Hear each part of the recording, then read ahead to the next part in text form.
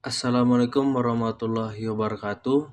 Perkenalkan, nama saya Kiki Sanakri, NPM 2406200403, kelas semester 4 I1. Di sini saya akan menjelaskan tentang karya monumental umat Islam dalam iptek. Yang pertama adalah latar belakang Islam dan ilmu pengetahuan. Islam sangat mendorong umatnya untuk menuntut ilmu. Banyak ayat Al-Quran memerintahkan manusia untuk berpikir dan mempelajari alam semesta sebagai tanda kebesaran Allah Subhanahu wa Ta'ala. Kemudian ada masa keemasan Islam. Pada era dinasti Abbasiyah, pusat ilmu seperti Baitul Hikmah di Baghdad menjadi tempat berkumpulnya ilmuwan dari berbagai wilayah untuk meneliti dan menerjemahkan karya ilmiah. Kemudian ada relevansi masa kini. Mempelajari karya monumental ilmuwan muslim penting untuk menghidupkan kembali semangat keilmuan generasi muda. Lanjut, ada rumusan masalah dan tujuan. Yang pertama, bagaimana hubungan Islam dengan perkembangan iptek? Tujuannya menjelaskan hubungan antara Islam dan ilmu pengetahuan. Kemudian yang kedua, siapa saja tokoh ilmuwan muslim yang berperan dalam iptek? Tujuannya mengetahui tokoh-tokoh ilmuwan muslim dalam iptek. Kemudian yang ketiga, apa saja karya monumental umat Islam dalam iptek? Tujuannya menjelaskan karya-karya monumental umat Islam dalam iptek. Kita lanjut ke pembahasan. Islam dan ilmu pengetahuan. Islam tidak memisahkan ilmu agama dan ilmu umum, keduanya saling melengkapi dalam membangun peradaban. Kemudian kita lanjut ke yang pertama, landasan Al-Quran. Banyak ayat mengajak manusia merenungkan alam semesta sebagai bentuk pengabdian kepada Allah Subhanahu wa Ta'ala. Kemudian yang kedua, nilai ilmu dalam Islam. Ilmu pengetahuan dalam Islam memiliki nilai intelektual sekaligus moral dan spiritual, harus bermanfaat bagi umat manusia. Kemudian yang ketiga, dukungan penguasa muslim. Para khalifah memberikan perhatian besar pada kegiatan ilmiah.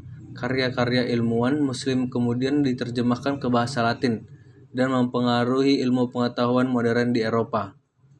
Kemudian kita masuk ke tokoh ilmuwan muslim. Yang pertama, Ibnu Sina atau Avicenna, ahli kedokteran, filsafat, dan ilmu alam. Karya monumentalnya Al-Qunun fi Al-Tib menjadi referensi utama di universitas Eropa selama berabad-abad. Kemudian yang kedua ada Al-Khawarizmi, pelopor ilmu aljabar. Karyanya Al-Jab wa Al-Muqabalah menjadi dasar matematika modern. Namanya melahirkan istilah algorit. Kemudian yang terakhir ada Al-Biruni, menguasai astronomi, geografi, dan matematika. Meneliti pergerakan dan ukuran bumi dengan metode ilmiah yang sangat maju pada zamannya. Kemudian kita masuk ke tokoh ilmuwan muslim. Ini lanjutan yang tadi. Ada Jabir Ibn Hayyan, bapak kimia, mengembangkan teknik distilasi, kristalisasi, dan sublimasi yang masih digunakan hingga kini. Kemudian ada Ibnu Khaldun, pelopor sosiologi dan historiografi. Karyanya Muqaddimah, membahas teori perkembangan masyarakat dan peradaban yang masih relevan hingga saat ini. Kemudian ada sedikit penjelasan. Masa keemasan Islam abad ke-8 hingga ke-13 melahirkan para ilmuwan yang tidak hanya mengembangkan ilmu yang ada, tetapi juga melakukan inovasi dan penemuan baru yang mengubah peradaban dunia. Kemudian kita masuk ke karya monumental dalam iptek. Ada Al-Jab wa Al-Muqabalah. Kemudian ada Al-Qanun fi Al-Tib. Kemudian ada karya astronomi Al-Biruni. Kemudian ada eksperimen kimia Jabir. Karya-karya ini tidak hanya bermanfaat pada masanya, tetapi menjadi fondasi ilmu pengetahuan modern yang dipelajari seluruh dunia hingga saat ini. Kemudian kita masuk ke dampak karya ilmuwan muslim. Bisa kita lihat pada gambar di sini. Kemudian ada warisan global.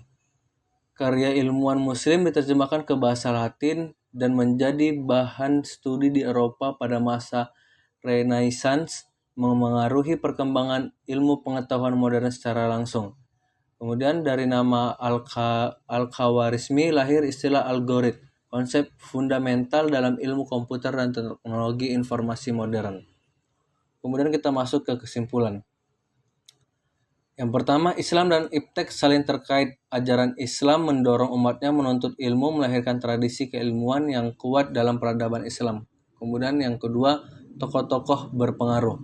Yang pertama ada Ibnu Sina, kemudian Al-Khawarizmi, kemudian Al-Biruni, kemudian ada Jabir Ibn Hayyan dan Ibnu Khaldun. Mereka memberikan kontribusi monumental dalam berbagai bidang iptek. Kemudian yang ketiga, warisan yang hidup. Karya-karya mereka menjadi dasar ilmu pengetahuan modern dan bukti bahwa Islam memiliki peran penting dalam sejarah peradaban dunia. Kemudian bangkitkan semangat keilmuan. Generasi muda muslim diharapkan meneladani semangat para ilmuwan terdahulu, terus menuntut dan mengembangkan ilmu pengetahuan demi kemajuan peradaban manusia. Tujuannya untuk generasi muda teladani semangat ilmuwan muslim dalam menuntut dan mengembangkan ilmu pengetahuan. Untuk lembaga pendidikan, dorong pengembangan iptek yang bermanfaat bagi masyarakat sesuai nilai-nilai Islam. Kemudian itulah penjelasan dari makalah saya. Lebih dan kurangnya mohon maaf. Assalamualaikum warahmatullahi wabarakatuh.